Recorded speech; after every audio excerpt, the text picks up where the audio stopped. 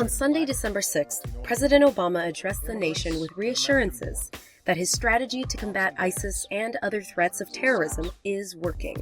In the wake of the San Bernardino shootings, the president walked viewers through what has been done to combat the extremist groups, like the use of airstrikes and small steady increases in special forces on the ground in Iraq and Syria. The president also called for a review of the Visa Waiver Program, or the VWP. The VWP allows citizens from 38 countries to travel into the U.S. for up to 90 days without a visa.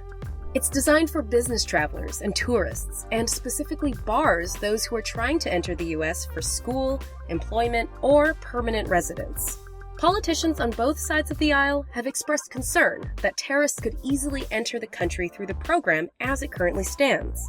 This week, the House overwhelmingly passed the VWP Improvement Act, now ready for a vote in the Senate. The bill would give the Department of Homeland Security the power to suspend a country from the program without notice.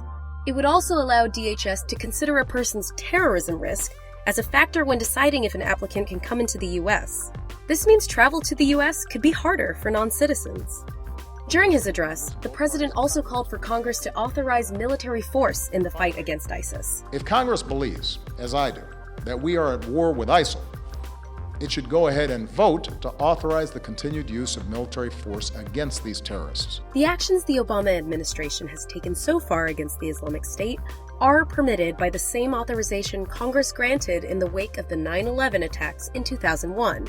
A joint resolution introduced into the House in February would give the president 60 days to use military force specifically against ISIS, unless Congress extends the authorization, declares war, or is physically unable to meet in the event of an armed attack.